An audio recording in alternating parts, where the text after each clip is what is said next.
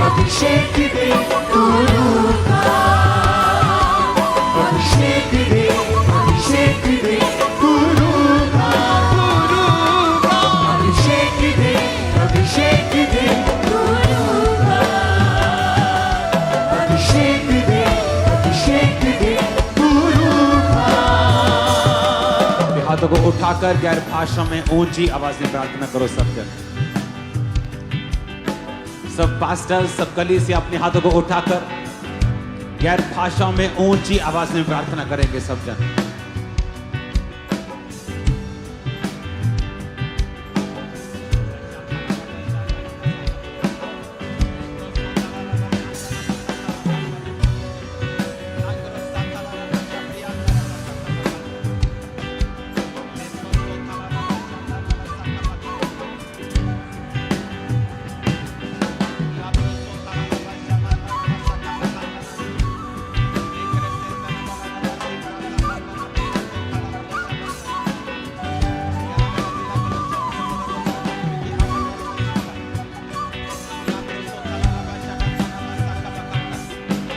ऊंची आवाज में गैर भाषा में जाएंगे सब जन।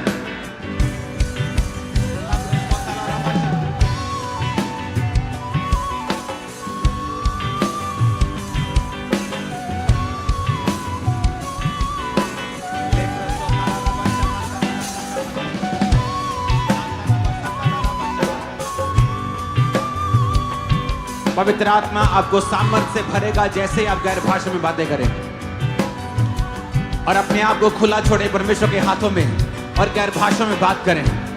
और पवित्र आत्मा आप पे उतर रहा है सेवकाई के लिए, सामर्थ के लिए, आपको छुटकारा देने के लिए।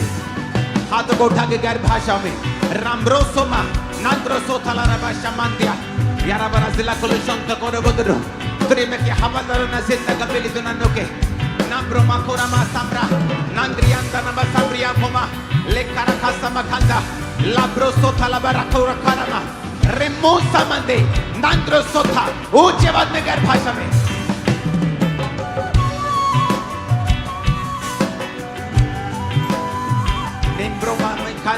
निम्ब्रोमा में खांदिया नांगरे खासबा खांदा नबा लिबरोगो शुबंदे नांगोराबा सबंदा नांगराबा सितारिया नबा सकमा खांदा।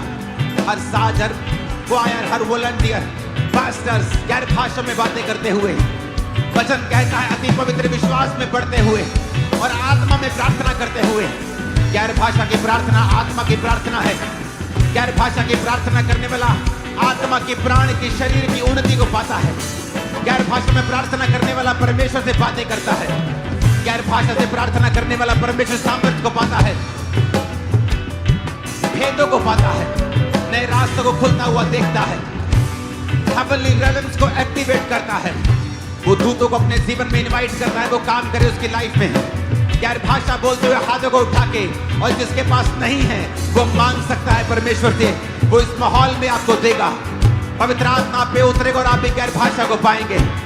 ले मोरा मा सामो नामरोमा निंगा हालियाबा जागिया हत्ते खारे ले ग्रेखेसा लाहोरा बा सब यमंदना खासबा खांदे ले खूनवा समरोमा खासबा खांदनबा नंगरा खासा खातिया ले ग्रो सोबरिया बती निम्रोमा सीमा मंदे नंगोनमा लाहोरा बा साखरा खासबा खांदे ले ग्रो बा सबता la maruba samayandana nambroma samayandana basakula legro sotoro basikariandana basakamatande nambroma sakaya legro sokariaba labro sokariaba lebro somandana basakula labro sotala bashibandona masukamakanda nimbroma samriandana basakava kalara bashubende। मैं यीशु मसीह के नाम में घोषणा करता हूँ, पाप की सारी ताकत आज आपकी जिंदगी से टूट रही है और आप आजाद हो रहे हैं। आमीन। ऊंचाई आशीष हमारी है चर्च। पाप की सारी सामर्थ्य आपकी जिंदगी को छोड़ के जा रही है right now in the name of Jesus.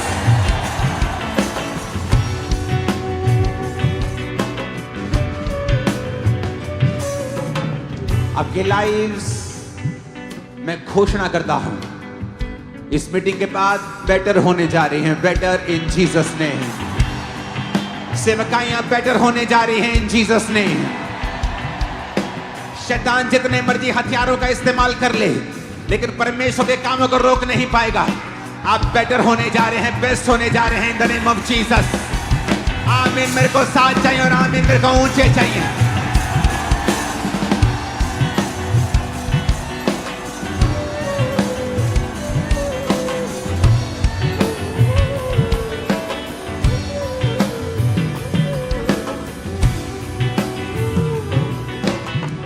Hallelujah, hallelujah. जब आप हालेलुया के नारे को लगाते हैं, बंधन टूटते हैं, बीमारियां टूटती हैं, शैतान शर्मिंदा होता है, शैतान शर्मिंदा होता है, बंधन टूट जाते हैं और शैतान शर्मिंदा होता है। पवित्र आत्मा उतरता है, रास्ते ओपन होते जब वो हालेलुया बोलते हैं। Hallelujah, hallelujah, hallelujah, hallelujah, hallelujah. यह की स्तुति हो। Hallelujah, hallelujah, hallelujah.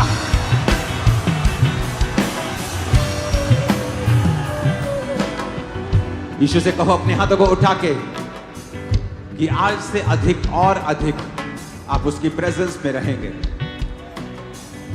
कहो अपने हाथों को उठा के आज से अधिक और अधिक आप उसकी हुजूरी में रहेंगे। बोलो मैं उसकी हुजूरी में रहूंगा। मैं वायदा करता हूं अधिक और अधिक इन जीसस ने। आमीन। ऊंचा। बीमारियां रिवर्स हो रही हैं आज यीशु मसीह के सामर्थी नाम में।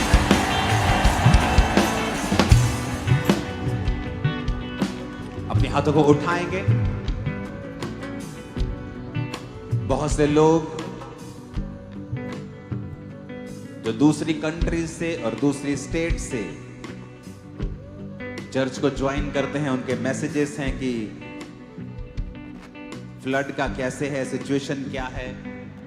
तो मैं बता देता हूं पंजाब में अब कोई फ्लड नहीं चल रहा है।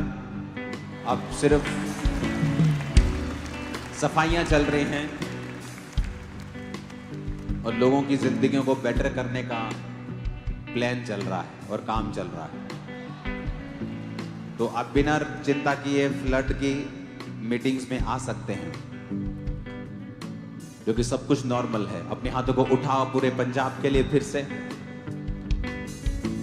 हरियाणा के लिए, हिमाचल के लिए। खुदाबंद तूने हमारी प्रार्थनाओं को सुना।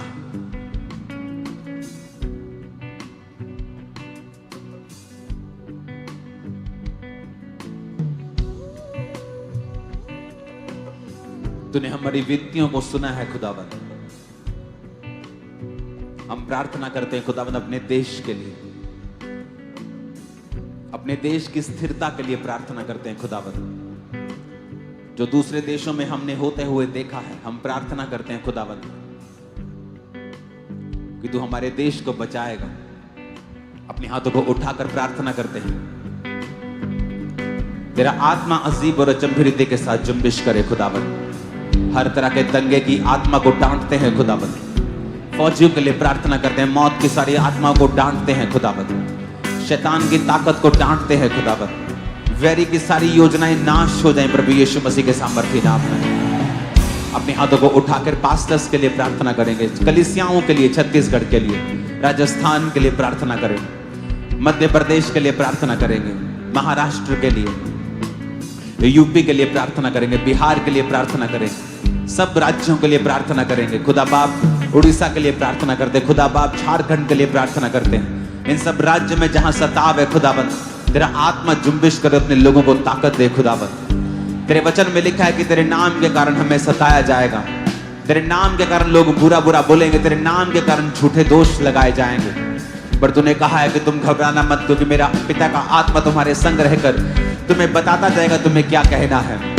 मेरे पिता अपने लोगों के संग हो, पंजाब की कलीसियाओं के संग हो, हरियाणा की कलीसियाओं के संग हो, सब भारत की कलीसियाओं के संग हो खुदाबंद। तेरा आत्मा खुदाबंद, तेरा आत्मा हमारा मददगार बन के खड़ा हो जाए खुदाबंद। तेरा आत्मा खुदाबंद जो माइटी वॉरियर है खुदाबंद, तेरा आत्मा तेरी कलीसियाओं के लिए खड़ा हो जाए खुदाबंद। तेरे हेल्पर्स खड़े हो जाए मेरे सामर्थी परमेश्वर। शैतान शर्मिंदा हो खुदा बाप, तेरे नाम में शैतान शर्मिंदा हो। तेरा आत्मा जुम्बिश करे और कार्य करे खुदाबंद। उनकी जरूरतों को तो पूरा करे खुदाबंद। उन कलीसियाओं की फाइनेंशियल जरूरतों को तो पूरा करे खुदाबंद। उस पास्टर्स को दलेरी दे, हयाव दे खुदाबंद। चंगा करने के लिए तो अपने हाथों को बढ़ा मेरे सामर्थी परमेश्वर। यीशु मसीह के नाम में भविष्यवाणी करता हूं, भारत एक बड़ी बेदारी को देखने वाला है। एक बड़ी बेदारी जो आज तक कभी ना देखी गई होगी। एक बड़ी बेदारी को हम देखने वाले हैं यीशु मसीह के सामर्थी नाम में। तेरा धन्यवाद करते हैं खुदाबंद। तूने अपने लोगों को खड़ा किया है। तूने अपने वचन उनके मुंह में डाले हैं। तूने अपने वचन आग की तरह डाले हैं खुदाबंद। तेरे जीवित नाम में हम मांगते हैं। अपने देश को तेरे लहू में छुपाते हैं। पंजाब को, हरियाणा को, हिमाचल को खुदाबंद तेरे लहू में छुपाते हैं। जिन लोगों के नुकसान हुए खुदाबंद, तूने हमारी प्रार्थनाओं को सुनकर बहुत से भरपाई करने वालों को खड़ा किया है। अन्य जातियों से खड़ा किया है खुदाबंद। तूने बहुत से लोगों को खड़ा किया है। बहुत से आर्टिस्ट लोगों को खड़ा किया है। तू उन्हें आशीषित कर खुदाबंद जो लोगों की मदद कर रहे हैं। तू कलीसियाओं को आशीषित कर जो लोगों की मदद कर रहे हैं खुदाबंद। प्रभु यीशु मसीह के सामर्थी नाम में हम मांगते हैं, आमीन। ऊंचा ये आशीष हमारी है। अपने हाथों को उठाओ। इस संडे से जो फ्लड प्रभावित लोग हैं, उनके घरों का पैसा जो बांटना हम शुरू कर देंगे, वो चूज कर लिए गए हैं और आगे भी करेंगे। तो ये संडे से चर्च लोगों के घरों को बनाना शुरू कर देगी। आपको प्रार्थना करनी है और जहां से भी आप मुझे देख रहे हैं, आपको अपने बीजों को बोना भूलना नहीं है, क्योंकि अभी इतना बड़ा काम है। लाखों का काम नहीं है। अगर होता तो मैं अनाउंस ना करता। अब इससे बड़ा काम है, तो हमेशा याद रखो अपने बीजों को बोना, ताकि इस परिस्थिति में हम परमेश्वर के कामों में खड़े हो सकें और सबसे अधिक खड़े हो सकें। आमीन। तो ये संडे से घर बनने स्टार्ट हो जाएंगे। मंडे से काम शुरू हो जाएगा। अपने हाथों को उठाओ। खुदा बाप, तेरे नाम को हम महिमा देते हैं। तेरा नाम ऊंचा हो खुदावंद। उन सब कलीसियाओं को भी आशीषित कर खुदावंद, जिन्होंने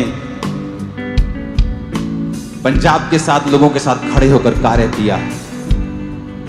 हर एक व्यक्ति ने अपनी जेब, अपनी हैसियत के हिसाब से किया है। जरा वचन कहता है कि तुम्हारा बोना कभी व्यर्थ नहीं जाता, और हर एक व्यक्ति अपनी हैसियत के हिसाब से बोता है खुदा बाप, लेकिन तू उसके बीज को नहीं, उसकी मंशा को देखता है। उन लोगों की मंशा को देखकर उन्हें आशीषित कर। तू इस कलीसिया को भी आशीषित कर। यीशु मसीह के नाम में हम मांगते हैं। अपने घुटनों के भार आकर पवित्र वचन को उठा लो। अभिषेक कर, अभिषेक अपने हाथों को उठाकर कहो, आज उसका वचन मेरी जिंदगी में 100 गुना फलों को लेके आए। फिर से कहो,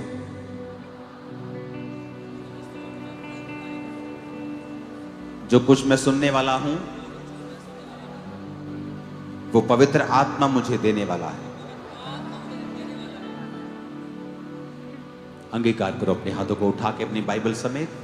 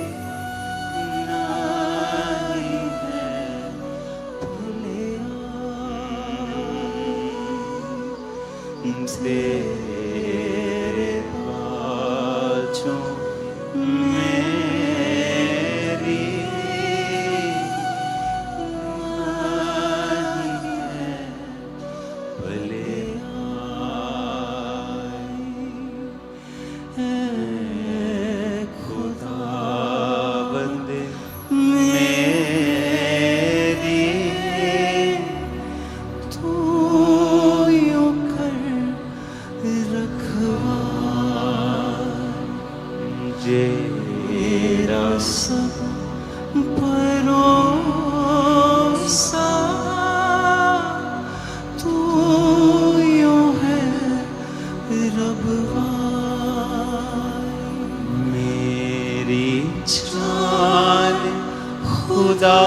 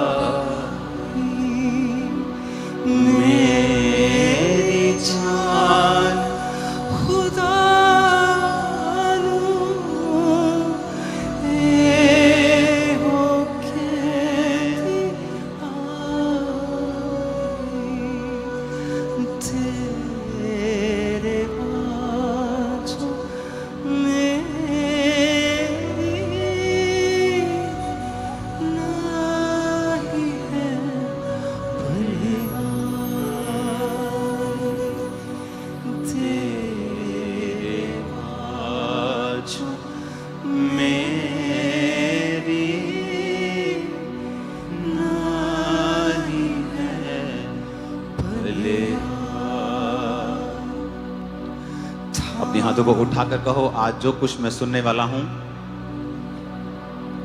मैं वायदा करता हूं कि मैं उसे प्रचार करूंगा यीशु मसीह के सामर्थी नाम में। जितनी ताकत है तारीफ करो जोर से।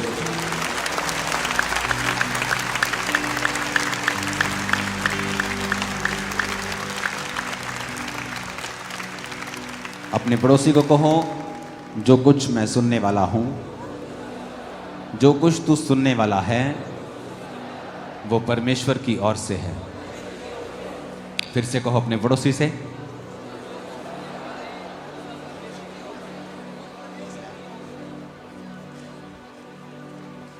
आमीन। रोमियो 10 उसकी 9 और 10 आयत को हम पढ़ेंगे। मेरी स्क्रीन पे हम उससे पहले इस वर्ड में पढ़ेंगे, उसके बाद हम एम्पलीफाइड में पढ़ेंगे। मैं चाहता हूं कि हम 2 वर्सेस, एक नए नियम से एक पुराने नियम से पढ़ें, और आपको बहुत ध्यान से, चाहे आप वॉलंटियर हैं, टीम हैं, बिलीवर हैं, आपको बड़े ध्यान से सुनना है जो मैं आज कह रहा हूं। क्योंकि अगर आप इसे नहीं सुनेंगे और नहीं समझेंगे, आप कंप्लेन करते रहेंगे परमेश्वर को। You will keep complaining continually. आप लगातार प्रभु से ही करते रहेंगे कंप्लेन, और आप नोटिस करेंगे कि आपकी कंप्लेन करने के बावजूद भी आपकी लाइफ में कोई भी सुधार नहीं है, और आप लगातार कंप्लेंट करते जा रहे हैं, लेकिन फिर भी आपकी लाइफ में कुछ भी फर्क नहीं पड़ रहा है। तो ये वचन बड़े ध्यान से समझना है कि ऐसा क्यों है और मैं इसको कैसे चेंज कर सकता हूं, या अगर मुझे अपनी लाइफ को बदलना है तो मैं कैसे बदल सकता हूं। क्योंकि अब जो आपके हाथ में है वो इंपॉर्टेंट है। परमेश्वर ने जो कर दिया है वैसा कोई नहीं कर सकता, लेकिन जो उसने कर दिया है आपको अपनी लाइफ में देखने के लिए, कि अगर उसने कोड़े खा लिए हैं आपकी हीलिंग के लिए, आप अपनी बीमारी के लिए कंप्लेंट करते जा रहे हैं परमेश्वर को, और आप सुधार नहीं देख रहे हो, आप चंगे रहना चाहते हो, आप अच्छे व्यक्ति हो, आप पाप में भी नहीं हो, आप चाहते हो कि आप हील हो जाओ, बट आप हील नहीं हो रहे, और आप कंप्लेंट करते जा रहे हो क्योंकि आपको सुधार नजर नहीं आ रहा है। तो आज का वचन आपको बड़े ध्यान से समझना है कि कहां प्रॉब्लम है।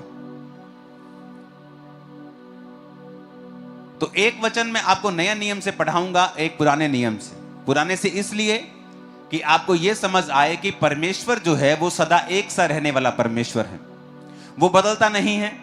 वो नए नियम में अलग नहीं था या पुराने नियम में अलग नहीं था, वो एक सा ही परमेश्वर है, और उसके रूल्स, उसके वचन, उसका दिल हमेशा एक सा है। जीसस के आने से पहले वो कहता था दांत के बदले दांत, प्राण के बदले प्राण, क्योंकि अगर वो ऐसा ना कहता तो यहूदी कौम बचती नहीं। अगर यहूदी कौम बचती नहीं तो जीसस क्राइस्ट आते नहीं। उसके वंश को बचाने के लिए परमेश्वर ने कहा था दांत के बदले दांत, प्राण के बदले प्राण। इसलिए नहीं कि परमेश्वर बदला चाहता था, इसलिए कि परमेश्वर जीसस क्राइस्ट के वंश को बचा के रखना चाहते थे। और जब यीशु मसीह आ गए तो जीसस ने कहा, तुमने सुना है कि दांत के बदले दांत और प्राण के बदले प्राण, लेकिन मैं तुमसे कहता हूं कि अब तुम अपने वैरी से प्रेम करो, और दांत के बदले दांत नहीं, प्राण के बदले प्राण नहीं। लोगों को लगा कि परमेश्वर अब नरम हो गया है, परमेश्वर अब ठंडा हो गया है, परमेश्वर अब और दयालु हो गया है, जबकि ऐसा नहीं है। परमेश्वर पहले से ही दयालु था और पहले से ही प्रेमी था, लेकिन जीसस क्राइस्ट का वंश बचा रहे, इसलिए वो लोग राजाओं के साथ लड़ते थे ताकि उनका वंश बचा रहे। इसलिए कि जब यीशु मसीह आए और पूरी दुनिया उसके द्वारा उद्धार पाए, ये योजना शैतान खराब ना कर सके। इसीलिए आज जब कलीसियाओं पर जुल्म होते हैं, विश्वासियों के ऊपर जुल्म होते हैं, वो डंडा तलवारें और बंदूकें लेके लड़ते नहीं हैं, वो प्राण के बदले प्राण नहीं मांगते हैं, क्योंकि अब ये वचन पूरा होता है कि जीसस ने कहा, अब तुम्हें ये करने की जरूरत नहीं, क्योंकि मैं आ चुका हूं। जब मैंने आ गया और अब मैं अपनी जान अपने लोगों के लिए दूंगा, अब आपके लिए ये जरूरी नहीं कि आप प्राण के बदले प्राण मांगें, अब मैं आपके लिए प्राण दे दूंगा। अब आपको दुश्मन को ब्लेस करना है, सताने वालों के लिए प्रार्थना करनी है। और अब रोमियो 10 उसकी 9 आयत को पहले हम पढ़ेंगे। उसमें लिखा है, यदि तू अपने मुंह से, 1 2 3 मैं बोलूंगा, हम सब इकट्ठे पढ़ेंगे। चर्च में ये पढ़ना बड़ा जरूरी है। इसको स्क्रीन के ऊपर सिर्फ आयत को बड़ा कर दो अगर कर सकते हो तो। रोमियो 10 उसकी 9 आयत को पढ़ेंगे ऊंची ऊंची आवाज में। 1 2 3।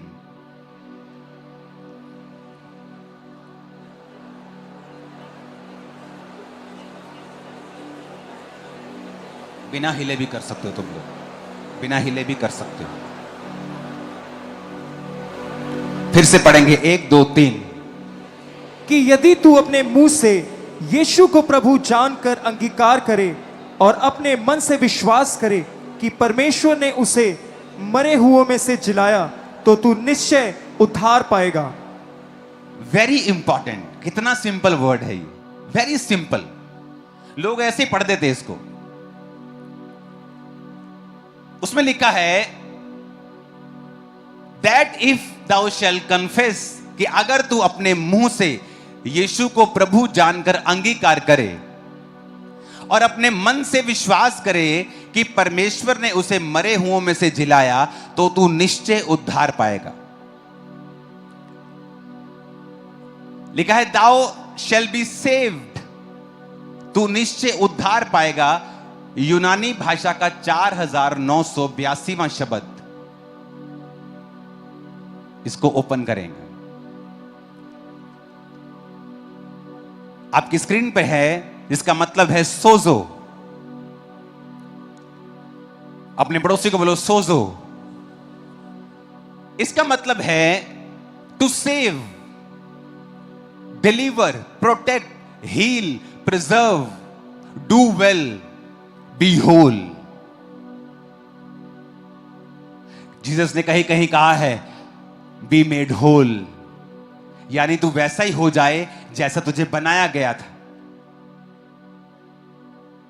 ओ पास्टर जी, मेरे कान में बड़ा प्रॉब्लम चल रहा है। क्या हुआ? वो जो कान की नस होती है ना, उसमें से सुनना बंद हो गया है। अब डॉक्टर बोलते हैं कि पर्दा ठीक है लेकिन नस ही खराब है, इसका कोई ऑपरेशन नहीं हो सकता, कुछ नहीं हो सकता। बी मेड होल, जैसा तुझे बनाया था वैसा हो जा। हाँ, अब सुनने लगा है, मैं उस होल की बात कर रहा हूं। बी मेड होल यानी वैसा ही हो जा। सुनो ध्यान से, जब हम आधा अधूरा सुसमाचार देते हैं, हम बोलते हैं तू बचाया जाएगा, और पब्लिक को यह लगता है, कलीसिया को लगता है कि वो उद्धार की यानी आत्मिक मुक्ति की बात कर रहा है। वो सिर्फ यहां आत्मिक मुक्ति की बात नहीं कर रहा है। मैं जो बाइबल पढ़ रहा हूं, ये ओरिजिनल बाइबल है यूनानी भाषा की, जिसमें ओरिजिनल नया नियम लिखा गया था। लिखा, फिर से पढ़ेंगे 9 आयत को, उसको आधा लगा के रखो, कि अगर तू अपने मुंह से यीशु को प्रभु जानकर अंगीकार करे और मन से विश्वास करके प्रभु ने उसे मरे हुए में से जिलाया, तो तू निश्चय उद्धार पाएगा। सोजो को लगाना यहां, उद्धार का, प्लीज स्लो, जूम आउट करो इसे प्लीज, दिमाग कम लगाओ, थोड़ा सेटिंग से। सोजो का मतलब है टू सेव, बोलो सेव।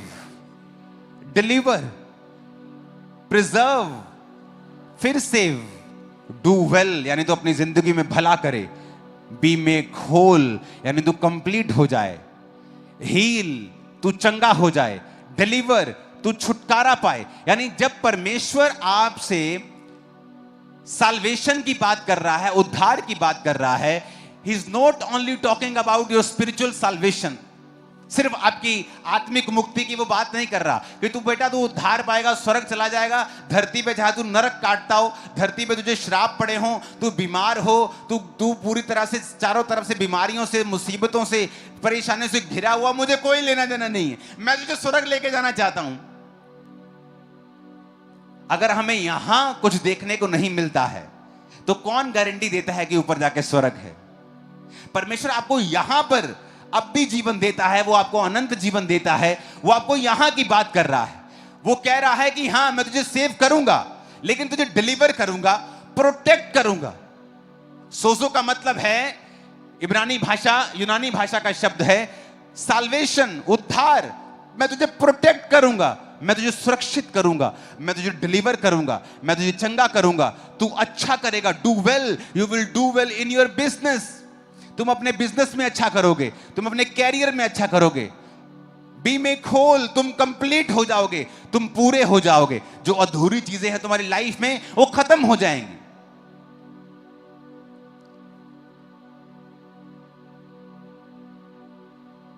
अब हम एम्पलीफाइड बाइबल पढ़ेंगे। इधर अगर तुम खोल सकते तो खोलना, वो रहने देना आधा उधर। अब आपको ये मैंने समझा दिया कि उद्धार है क्या, लेकिन मेरा ये प्रचार आज का ये नहीं है।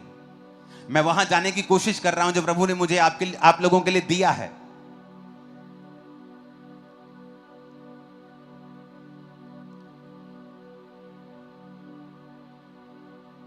नौ आयत को हम पढ़ेंगे फिर से।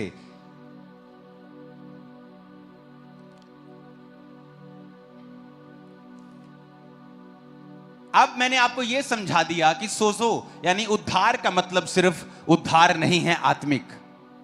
उसका पहला मतलब है टू सेव यानी आत्मिक उद्धार। फिर कहता है डिलीवर छुटकारा, प्रोटेक्ट सुरक्षा, हील चंगाई, प्रिजर्व सुरक्षित करना, फिर सेव सेल्फ डू वेल अच्छा करना, बी मेक होल कंप्लीट हो जाना। यह है कंप्लीट उद्धार। क्योंकि हमारा परमेश्वर सिर्फ बातें करने वाला परमेश्वर नहीं है। उसने आदम को बनाया, गार्डन में रखा, काम करने दिया, उसने आपके हाथों को कमाने की शक्ति दी। सब कुछ परमेश्वर का बनाया हुआ है, सिस्टम उसका बनाया हुआ है। तो वो चाहता है आपके बच्चे अच्छे हों, कंप्लीट हों, होल हों, प्रोटेक्ट रहें, सुरक्षित रहें। आपके बिजनेस, आपकी लाइफ, आपकी फैमिली, आपकी मेंटल लाइफ। लोग कहते हैं प्रभु का मेरी मेंटल लाइफ से क्या, प्रभु को कोई है कंसर्न? Very much concern. बहुत से लोगों को पेट की प्रॉब्लम्स होती हैं और उनकी दवाई हल नहीं कर सकती, क्योंकि डॉक्टर बोलते हैं आपके पेट की जो दिक्कत है वो स्ट्रेस से जुड़ी हुई है। अगर आपको चिंता है तो आपका पेट बीमार रहता है। और जीसस क्राइस्ट ने बाइबल में कितने सैकड़ों बार लिखा है मत डर, यानी कोई स्ट्रेस ना ले क्योंकि मैं तेरे साथ हूं। क्यों लिखा उसने? ताकि तुम्हें कोई स्ट्रेस ना रहे कभी भी और तुम कभी बीमार ना पड़ो।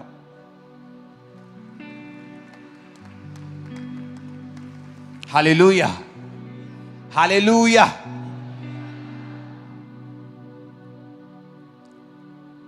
पिछले दिनों की स्टडी के दौरान मुझे मालूम हुआ कि जो 2005 में मुझे एक पेट की प्रॉब्लम हुई थी, मैंने कभी उसकी सर्च नहीं की। 5 में कोई इंटरनेट नहीं था फोन के ऊपर, तो कोई सर्च नहीं होती थी। तो 2005 में अगर आप बाइबल में, अगर आप इंटरनेट पे जाएंगे तो आपको कई डाइजेस्टिव रोग मिलेंगे। वो कभी भी जब आप डॉक्टर के पास जाते तो एंटी एसिड्स की गोलियां लगा देते हैं आपको, और वो रोग कभी ठीक नहीं होता। 25-25 साल से लोग गोलियां खा रहे थे। और जब मैं 2.5 महीने दवाई खा के डॉक्टर के पास जाके पूछा कि डॉक्टर साहब मेरे को तो बस हो गई, मैं तो सिर्फ यही खा सकता हूं या मैं दवाई खाता हूं तो बस ठीक रहता हूं, मुझे कितनी देर खानी पड़ेगी? तो डॉक्टर ने कहा था लोग 12-12 साल से खा रहे हैं, आप पूछो ही मत। आप मेरे से मत पूछना कि कितनी देर खानी पड़ेगी, बस या एक तरह जैसे बीपी की गोली लग जाती है, गोली लग गई। और मुझे याद है उसी नाइट मैंने वो मेडिसिन फेंक दी थी और खुदा ने मुझे हील कर दिया था। सुनो मेरी बात, प्रॉब्लम ये नहीं कि मसीह या धर्मी को हो नहीं सकती, वो एक परीक्षा हो सकती है। लेकिन मैं आपको ये सिखा रहा हूं कि परमेश्वर ने बाइबल में जो लिखा है वो सारा कुछ आपकी फिजिकल हेल्थ के लिए है, मेंटल हेल्थ के लिए है, फाइनेंशियल हेल्थ के लिए है, फैमिली हेल्थ के लिए है। परमेश्वर चिंता करता है आपके बच्चों की, आपके दिमाग की, आपकी सोचों की, आपके शरीर की, आपके फाइनेंस की, आपके घर की, एवरीथिंग जो आपके साथ है। जैसे आप अपने बच्चे की हर एक तरह से चिंता करते हैं, या कहीं मेंटल लेवल में बढ़ रहा है, क्या शरीर में बढ़ रहा है, क्या आत्मा में बढ़ रहा है, क्या नॉलेज में बढ़ रहा है, क्या पढ़ाई में अच्छा है, प्रभु भी आपकी सब तरफ से चिंता करते हैं। लेकिन हमें बाइबल पढ़नी पड़ेगी वो समझने के लिए।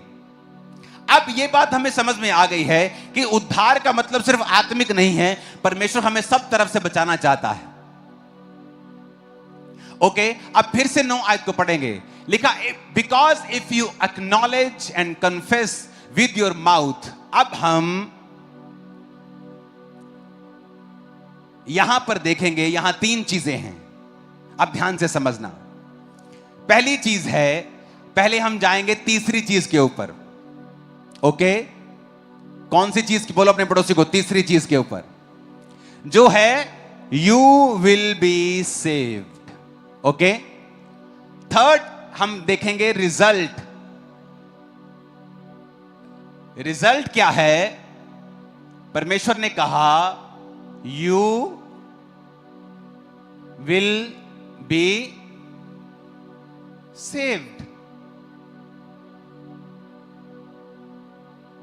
मतलब you will be heal, you will be preserve, make whole, you will be delivered, you will be protected। समझ आई कि नहीं आई? क्योंकि ये उद्धार का मतलब है। मैंने ओरिजिनल बाइबल खोल दी आपके सामने। तो रिजल्ट क्या है कि ये रिजल्ट है इस आयत का। करना क्या है? अब देखेंगे करना क्या है। पहला काम करना है, कहता इफ यू एक्नॉलेज। उस आयत को फिर से पढ़ेंगे हम। यदि तू मुंह से यीशु को प्रभु जानकर अंगीकार करे। आप पहले सोचेंगे फिर बोलेंगे, पहले दिमाग में आएगा फिर। समझ रहे मेरी बात के नहीं? तो दिमाग में इफ यू एक्नॉलेज, पहला काम विश्वास करना कि यीशु ही प्रभु है। एक्नॉलेज। दूसरा काम उसने कुछ कहा है, कहता and confess with your mouth. लोगों को लगता है कि विश्वास कर लिया ना मैंने अंदर, खत्म काम। काम खत्म नहीं हुआ।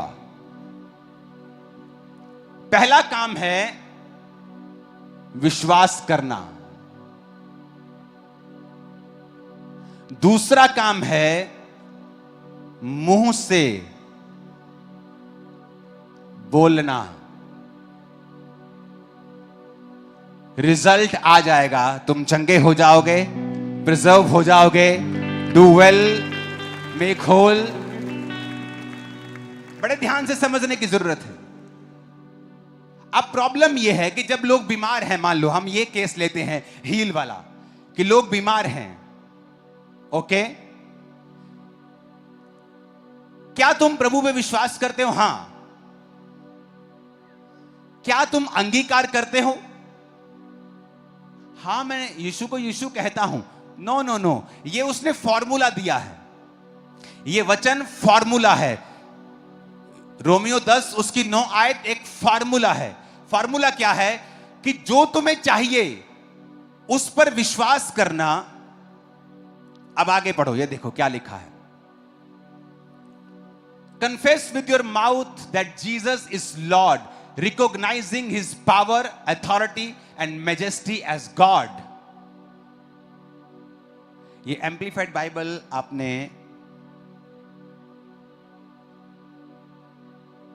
अलग खोली है, मेरे पास अलग है, इसका अलग वर्जन है जिसमें लिखा है,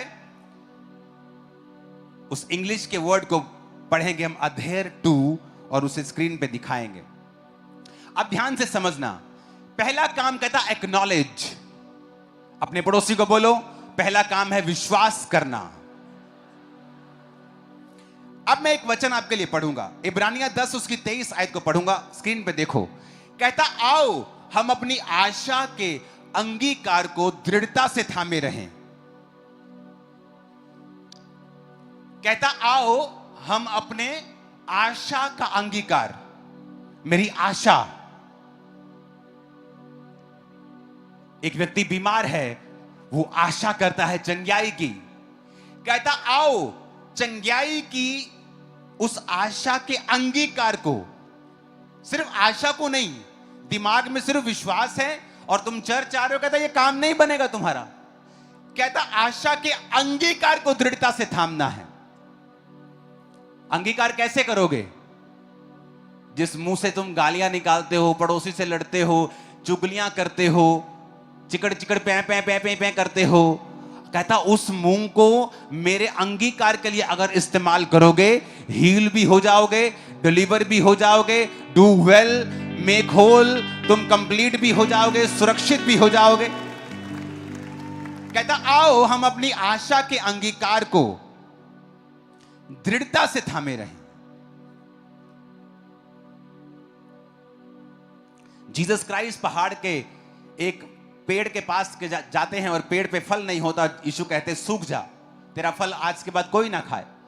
शाम को जब सुबह को चेले वहां से आ रहे होते हैं तो कहते प्रभु जिस पेड़ को तूने श्राप दिया वो सूख गया। प्रभु उनसे एक बात कहते हैं, मरकुस 11 उसकी 23 आयत। यीशु ने कहा मैं तुमसे कहता हूं, जो कोई इस पहाड़ से कहे तू उखड़ जा और समुद्र में जा पड़े, अपने मन में संदेह ना करे वरन प्रतीति करे कि जो कहता हूं हो जाएगा, वो उसके लिए वही होगा। फिर से पढ़ो इस आयत को, बोलो अपने पड़ोसी को कि जो कोई इस पहाड़ से कहे, पहाड़ को देखकर सोचे नहीं, उसे कहे। आज कलीसिया क्या करती है?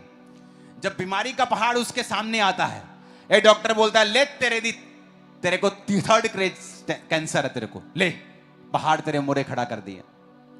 अब जीसस ने कहा दो काम तुम कर सकते हो, या तुम जीसस के पास आकर रोओगे प्रभु मेरे साथ ऐसा कैसे हो सकता है, मैं ऐसे कैसे हो सकता हूं, तुझे दिखता नहीं है क्या, मैं टाइगर हूं, मैं प्रेयरफुल हूं। पर जीसस ने ऐसा करने के लिए नहीं कहा है।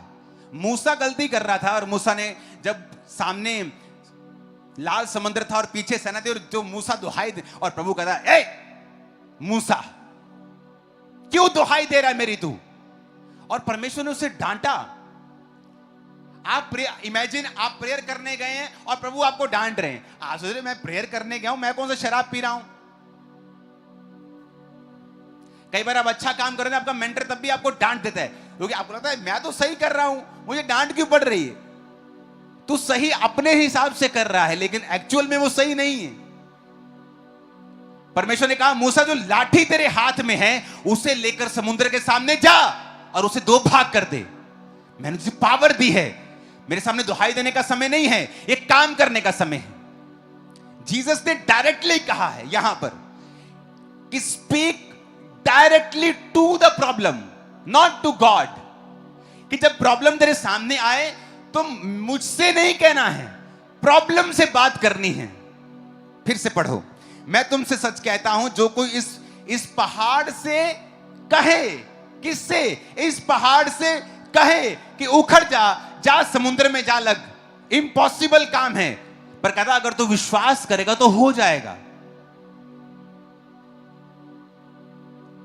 अगर तू मुंह से अंगीकार करेगा तो, अपने पड़ोसी को बोलो अगर तू मुंह से अंगीकार करेगा तो हो जाएगा, हो जाएगा यीशु मसीह के नाम में। आप मेरी बात समझ रहे कि नहीं? जीसस ने कहा रोमियो 10 फिर उसकी 10 को पढ़ेंगे, अभी 9 को नहीं। उसने कहा धार्मिकता के लिए मन से विश्वास।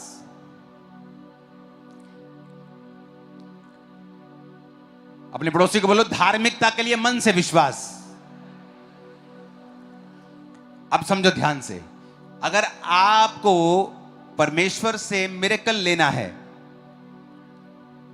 आपको पहली बात प्रभु पे भरोसा रख, अपने शब्दों पे भरोसा नहीं रखना कि मैं शब्द बोलूंगा तो हो जाएगा। No no no no no, आपका भरोसा परमेश्वर के ऊपर है।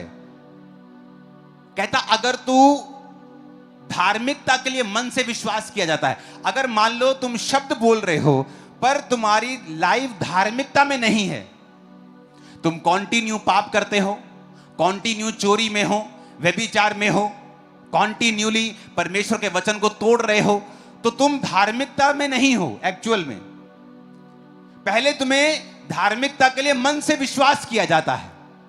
वो मन का विश्वास चंगाई के लिए भी हो सकता है, छुटकारे के लिए भी हो सकता है। आपने एक वचन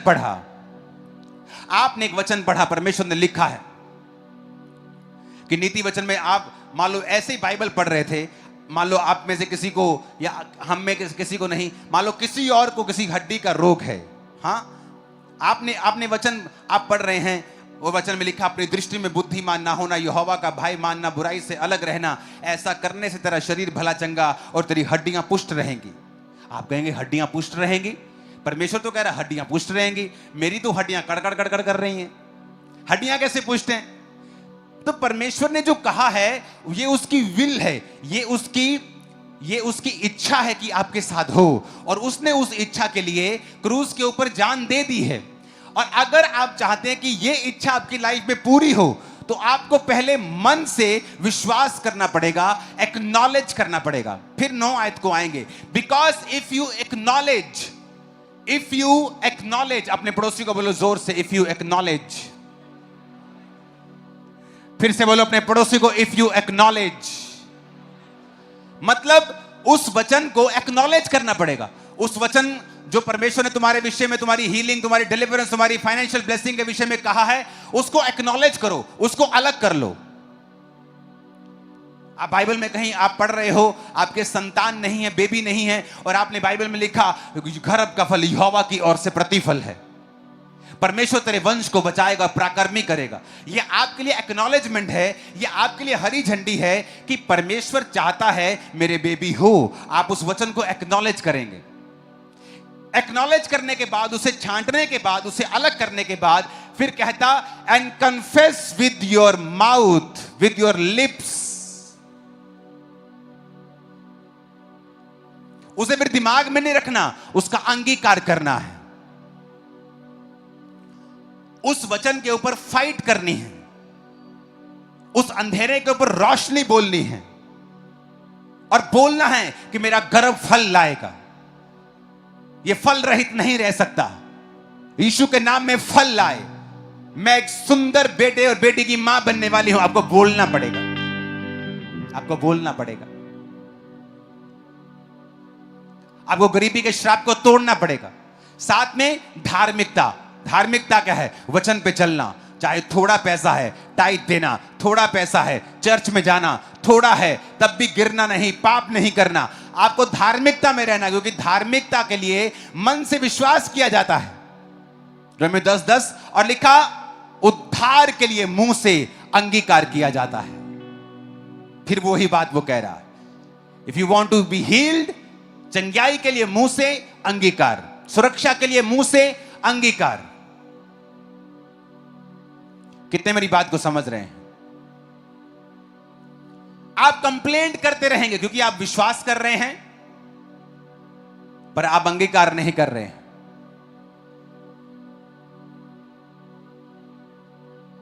आपका अंगीकार ऐसा है, चर्च में यीशु के नाम में चंगे हो जाओ, तुम चंगे हो चुके हो, आमीन। जैसे आप घर जाएंगे, ओ मेरा बहुत बुरा हाल है, मेरा बहुत बुरा हाल है, मेरी टांगे दर्द कर रही, बहुत बुरा हाल है। आपका अंगीकार एक सा ही है। अगर आप राजा के बच्चे हैं तो यहां भी राजा के बच्चे हैं, और जब घर चले जाएंगे तब भी राजा के बच्चे हैं।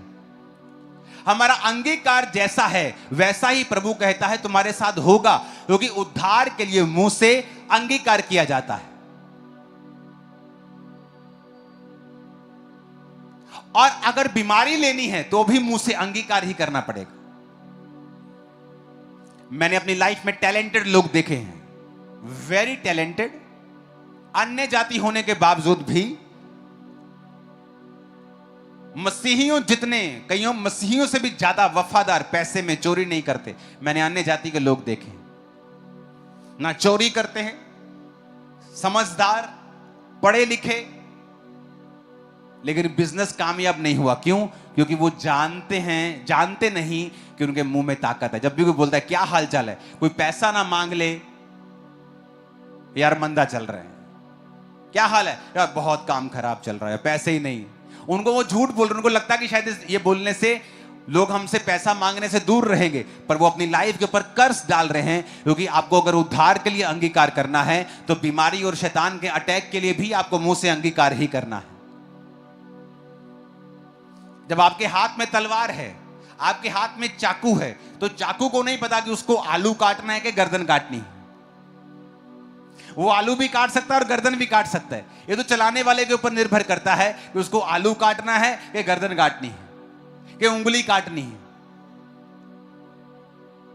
तो जीसस ने ये कह दिया है कि because if you acknowledge and confess with your lips, यानी दो चीजें तुम्हें करनी है, एक्नॉलेज करना है, कन्फेस करना है, और रिजल्ट आ जाएगा, you will be saved. Result आ जाएगा। आप गरीबी के श्राप के नीचे हैं, आपको एक्नॉलेज करना है कि जीसस ने कहा मैं कंगालों को सुसमाचार सुनाने के लिए आया हूं। तो फिर कंगालों को सुसमाचार क्या है? अगर कंगाल ने कंगाल ही रहना है तो फिर उसके लिए थोड़ी सुसमाचार है। आप किसी कंगाल को जाके बोले तो कंगाल ही रहेगा, लेकिन हेवन चला जाएगा। और बोलेगा ठीक है, लेकिन यहां क्या करूंगा? जीसस ने कहा अगर हम अंधे को जाके बोलें कि तू अंधा ही रहेगा लेकिन स्वर्ग चला जाएगा। परमेश्वर ने कहा जाओ, अंधों को आंखें दो, लंगड़ों को चलाओ, कंगालों को सुसमाचार दो कि जीसस तुम्हारे लिए कंगाल बना ताकि तुम्हारे कंगाल पुणे के श्राप को सदा के लिए खत्म कर सके। अब तुम्हें कंगाल रहने की जरूरत नहीं है। अब मेरा अंगीकार क्या है? पहले एक्नॉलेजमेंट। क्या एक्नॉलेजमेंट? कि जीसस मेरे लिए कंगाल हुए, वो मेरे लिए आए। मैं पहले एक्नॉलेज करूंगा, पहले दिमाग में बिठाऊंगा कि मेरी ये कंगाल पुणे के लिए परमेश्वर ने मेरा काम कर दिया है। उसके बाद मैं अपने मुंह से अंगीकार करूंगा रोज, चाहे घर में 4 बर्तन हो, सिर्फ वो भी आपने सामने सजा के रखे, सिर्फ 4 बर्तन आपके पास, लेकिन आपका मुंह का अंगीकार यही होगा, आई एम सुपर ब्लेस्ड, मैं आशीषित हूं, मैं आगे बढ़ रहा हूं, मेरा परिवार आगे बढ़ रहा है। परमेश्वर मेरे लिए कंगाल हुआ कि मैं श्राप से सदा के लिए आजाद हो सकूं। आपको कोई पूछेगा भाई कैसे हो? मैं सुपर ब्लेस्ड हूं, मैं आगे बढ़ रहा हूं। और आप देखना, जो आप बोलते रहेंगे आपकी लाइफ में वैसा होना शुरू हो जाएगा और आप हैरान होंगे। क्योंकि 2 काम आपने करने हैं और तीसरा खुदा ने करना है। तो जीसस ने कहा पहला काम है speak directly to the problem. जब मुश्किल आए तो डायरेक्ट मुश्किल से बात करनी है। जीसस की तरफ रोते हुए कंप्लेंट करते हुए नहीं आना है। यीशु मसीह जा रहे नाव में, तूफान आ गया और चेले जब नाव डूबने लगी तो यीशु को उठा के कंप्लेंट करते, कहता तुझे मालूम नहीं गुरु, क्या तुझे चिंता नहीं हम डूबे जाते हैं? और जीसस उठ के उनको ये नहीं कहते कि हाँ हाँ पुत्र मैंने तेरी बहुत चिंता। जीसस उसको डांटते हैं और बोलते हैं हे अल्प विश्वासियों, का तुम्हें अब तक विश्वास नहीं? कहते हैं हम डूब रहे हैं, हम यीशु को पुकार रहे हैं, हम तो जीसस के पास है, हम कौन सा किसी इंसान को आवाज लगा रहे हैं या किसी बेड़ी का इंतजाम कर रहे हैं या जैकेट्स का इंतजाम कर रहे हैं? हम तो जीसस के पास कह रहे हैं कि हमें बचा, और जीसस तब भी नाराज है हमसे। और जीसस कहते हैं हाँ तुम अल्प विश्वासी हो। और जीसस उठते हैं और बोलते हैं शांत रहे और थम जा, और सारा पानी शांत और थम जाता है। यानी जीसस ये एक्सपेक्ट कर रहे थे कि जो मैं कर रहा हूं तुम क्यों नहीं कर रहे हो, तुम खुद क्यों नहीं कर रहे हो, तुम मुझे क्यों कह रहे हो, तुम मुझे कैंसर के बारे में क्यों बता रहे हो, मुझे पता है। तुम मुझे बीमारी और इस प्रॉब्लम के बारे में, डिप्रेशन के बारे में क्यों बता रहे हो, मुझे पता है। तुम्हारा विश्वास कहां है? Speak direct to the problem. सीधा अपनी प्रॉब्लम से बात करो। कितने मेरी बात को समझ रहे हैं? Hallelujah, hallelujah.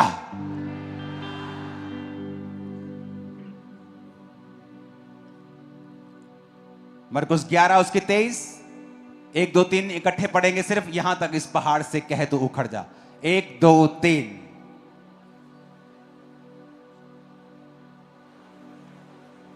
फिर से पढ़ेंगे क्वायर के साथ। 1 2 3।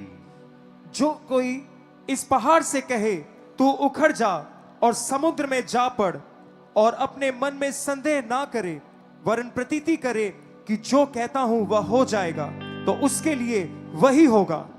आमीन। अब दूसरा कुरिन्थियों 4 उसकी 13 आयत में लिखा है, इसलिए कि हम में वही विश्वास का आत्मा है, जिसके विषय में लिखा है, मैंने विश्वास किया इसलिए मैं बोला। बोलो पड़ोसी को, इसलिए मैं बोला क्योंकि मैंने विश्वास किया। अतः हम भी विश्वास करते हैं इसीलिए बोलते हैं। ऊंची आवाज में बोलो आमीन। यानी अगर आप बिलीवर हैं और विश्वास करते हैं तो आप क्या करेंगे? फिर क्या करेंगे? ऊंची आवाज में सुना नहीं, क्या बोले? क्या करेंगे? क्या करेंगे? आप बोलेंगे। आप बोलेंगे। Words, words. आप सोचेंगे नहीं ये पहाड़ उखड़ेगा कि नहीं उखड़ेगा, ये प्रॉब्लम जाएगी कि नहीं जाएगी। आप अपनी जगह अड़े और खड़े रहेंगे, और वही गवाही के साथ आते हैं जो अड़े और खड़े रहते हैं। अब पुराने नियम की एक आयत पढ़ते हैं हम, एक करेक्शन भी करेंगे साथ, और उसके पढ़ेंगे भी। यहोशू 1 उसकी 5 से लेकर 9 आयत। यहोशू 1 उसकी 5 से लेकर 9 आयत। तेरे जीवन भर कोई तेरे सामने ठहर ना सकेगा।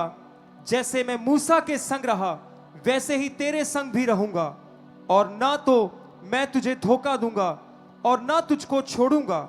इसलिए हियाब बांधकर दृढ़ हो जा। अब हम इसे स्क्रीन के ऊपर भी पढ़ेंगे, अगर नहीं है तो इसे निकालना पड़ेगा आपको। दूसरी लोगों के लिए जो स्क्रीन है उसके ऊपर भी, क्योंकि ये वचन आपको नहीं, इसे मुझे इंग्लिश में चाहिए। यहां पर एक वचन को आपको बड़े ध्यान से स्टडी करना पड़ता है। अगर आप मेरे इधर ईस्टवर्ड बाइबल में निकाल सकते हैं, उसको निकालेंगे हम। पहला यहोशू 5 उसकी सिर्फ 8 आयत को, उसको लेकिन ईस्टवर्ड में निकालेंगे, यानी पुरानी इब्रानी भाषा में। ये यूनानी में नहीं है।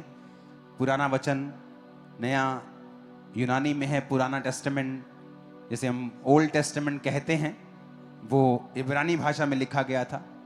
उसकी हम 1 अध्याय के 8 आयत को पढ़ेंगे। अब यहां पर परमेश्वर ने कहा है कि मैं तेरे संग रहूंगा। जैसे मूसा जब मर गया, खुदा के पास चला गया, तो परमेश्वर ने यहोशू को चुना और यहोशू को वायदा किया कि तू अब दृढ़ हो जा, अब तुझे मेरा काम करना है, कोई जीवन भर तेरे सामने ठहर नहीं सकेगा। यह बड़ी एक जबरदस्त लाइन है कि कोई भी जीवन भर तेरे सामने ठहर नहीं सकेगा। यानी तेरे सारे दुश्मन निराश होंगे, सदा हारेंगे तुझसे।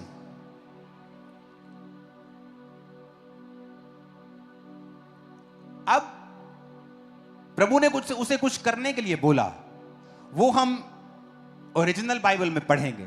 इसकी 8 आयत को ऊपर करेंगे। यहोशू 1 उसकी 8 आयत।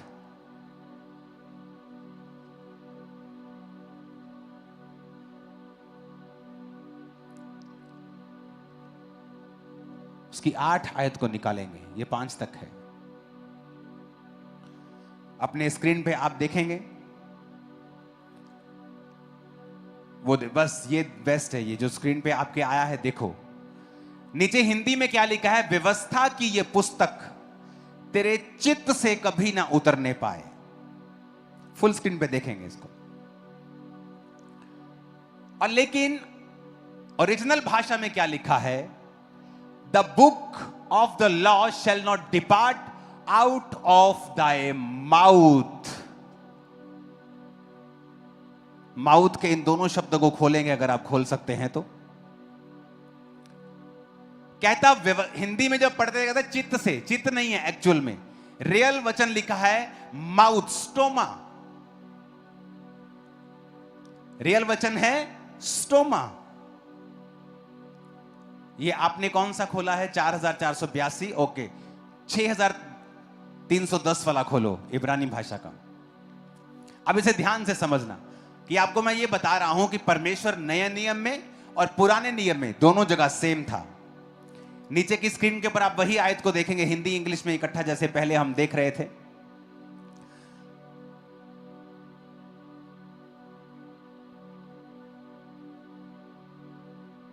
अपने पड़ोसी को बोलो, व्यवस्था की ये पुस्तक तेरे मुंह से, फिर से बोलो ऊंची आवाज में, तेरे मुंह से, फिर से बोलो तेरे मुंह से। इब्रानी भाषा में इसमें वचन इब्रानी भाषा में यूज किया है पेह। यूनानी भाषा में आई थिंक स्टोमा, जिसका मतलब है हथियार, कि तेरा मुंह एक हथियार है, तेज धार हथियार। यानी तेरा मुंह सिर्फ मुंह नहीं है, ये एक वेपन है। लेकिन प्रभु ने कहा सारा कुछ अच्छा रहेगा तेरी लाइफ में, पर कहता व्यवस्था की ये पुस्तक तेरे मुंह से कभी ना उतरे। जिसका मतलब क्या है कि सिर्फ तुझे मन में विश्वास नहीं करना, अपने मुंह से इसे बोलना भी है।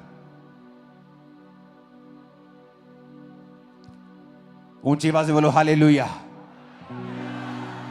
तो आपके बाइबल में जहां चित्त लिखा है ना, उसको काट के मुंह कर लेना अपन, ओके? क्योंकि ओरिजिनल भाषा में है पेह, तेरे मुंह से कभी भी उतरने ना पाए, the mouth.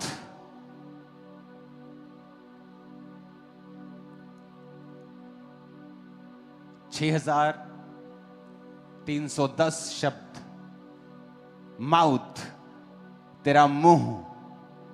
The book of the law यानी बाइबल शैल नॉट डिपार्ट, तेरे माउथ से अलग ना हो, डिपार्ट ना हो। व्यवस्था की ये पुस्तक तेरे मुंह से अलग ना हो। तेरे दिल में है धार्मिकता के लिए मन से विश्वास, उद्धार के लिए मुंह से अंगीकार किया जाता है। आपको अंगीकार करना है। आपका बच्चा एवरेज है, आप अंगीकार करेंगे सिर पे हाथ रख के, तू बेस्ट रिजल्ट देने वाला है, तू बेस्ट ऊंचाई पे जाने वाला है। अंगीकार, आपके वचन वही कर देंगे जो आप बोलेंगे। आप एक कदम चल नहीं सकते, अपने घुटनों पे हाथ रख के रोज अंगीकार करेंगे, उसके कोड़े खाने से मैं चंगा हो चुका हूं, मैं चलूंगा ही नहीं, मैं दौड़ूंगा, मैं दौड़ूंगी, रोज अंगीकार करेंगे। आप प्रॉब्लम लेकर खुदा से बात कर रहे हैं और खुदा आपसे नाराज होता है। उसने कहा है, बाइबल में लिखा है, speak directly to the problem. पहाड़ से कहे मेरे पास आ और बोल कि पिता पहाड़ को हटा दे, तो मैं पहाड़ को हटा दूंगा, ऐसा नहीं लिखा है। उसने कहा है जब तू समुद्र पहाड़ से कहे कि जाओ और उखड़ जाओ और समुद्र में जा पड़, ऐसा हो जाएगा। अंगीकार, बोलो अपने पड़ोसी को अंगीकार। ऊंची आवाज में बोलो अंगीकार। फिर से बोलो ऊंची आवाज में, आमीन।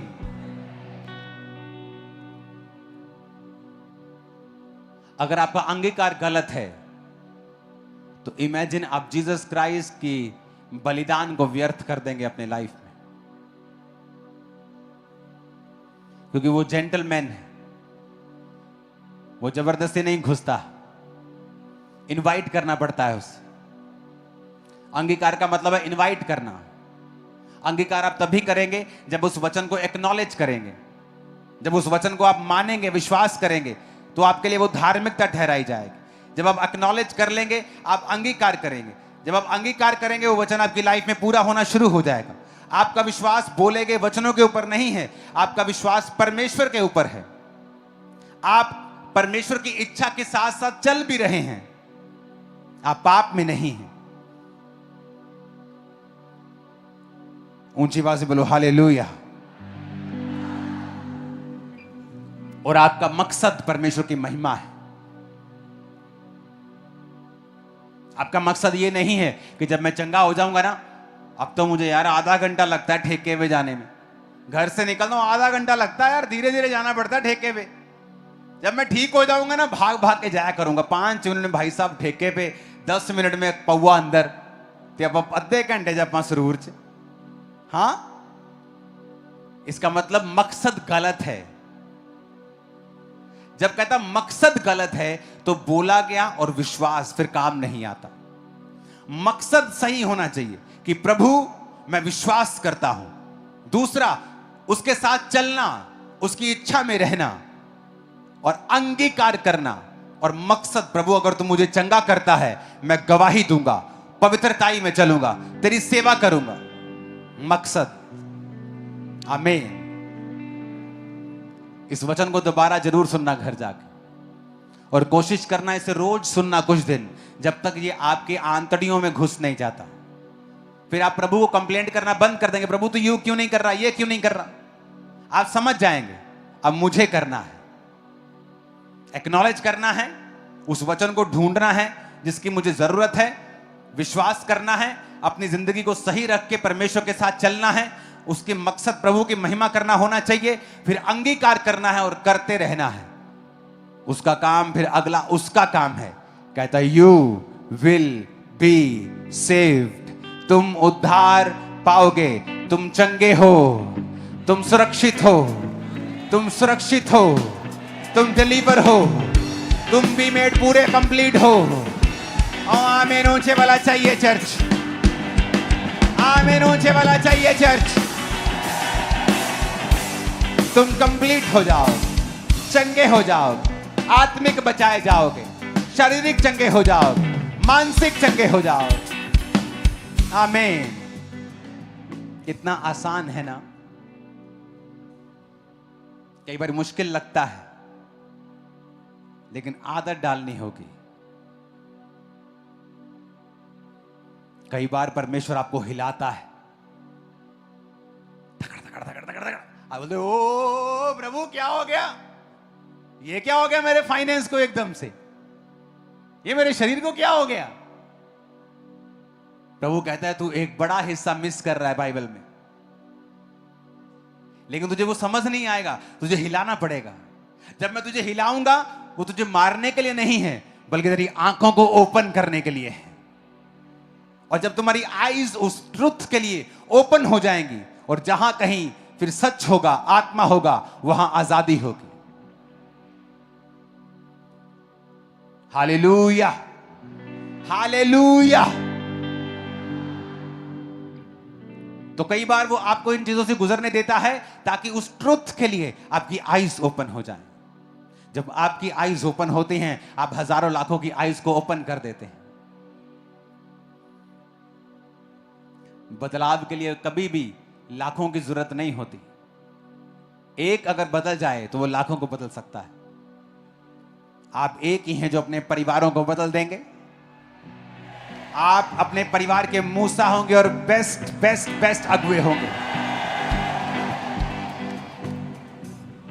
आमीन। और ये प्रभु की इच्छा है आप लोगों के लिए। आप किसी भी कंडीशन में हो, राइट वर्ड्स चुनिए और उन्हें बोलिए। ये इंटरनेट वाला सरमन नहीं है कि स्पीक पॉजिटिव, नहीं नहीं नहीं, वर्ड बोलना है, पॉजिटिव की बात नहीं कर रहा हूं। वचन, वचन एक्नॉलेज करना, मेरे लिए क्या हो चुका है। बाइबल पढ़ेंगे आपको एक्नॉलेजमेंट मिलती है। बाइबल ही नहीं पढ़ेंगे आपको मालूम ही नहीं आपके लिए क्या हो चुका है। चाहे आपको पता हो, लेकिन वो वचन कभी जीवित नहीं होगा। अपने हाथों को उठाओ।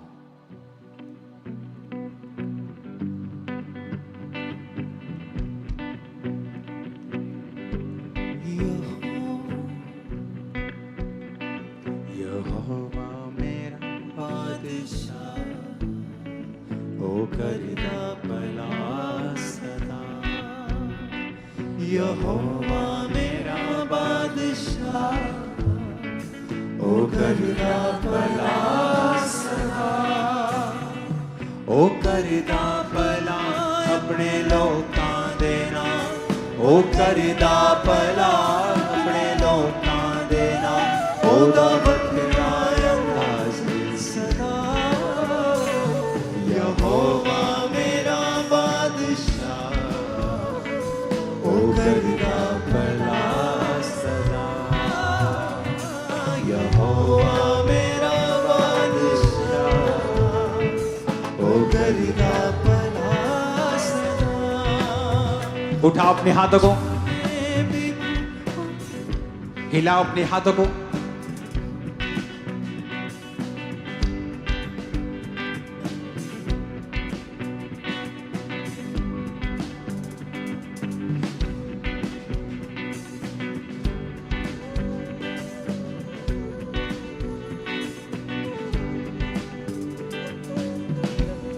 उस ऑयल से अपने आप को मसा करो।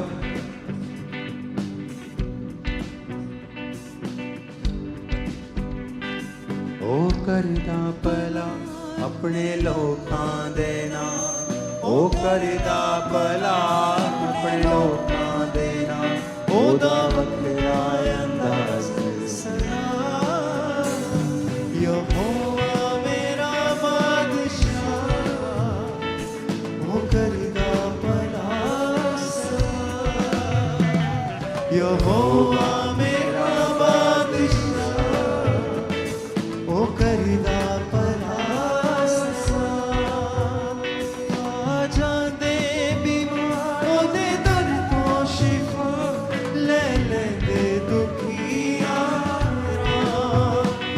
आ जांदे बीमार ओदे दर तो शिफा उस ऑयल को लो, अपने माथे को मसा करो, पैरों को, हाथों को, बीमार अंगों के पर लगाओ। हीलिंग हॉल अपनी बॉडी के ऊपर उसे लगाओ।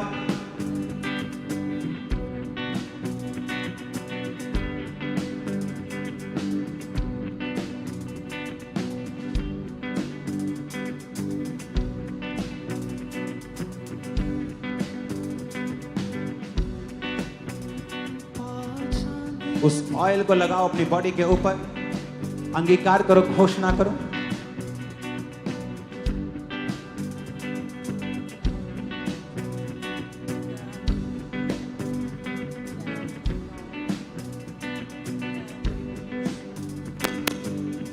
ऊंची आवाज में अंगीकार करो।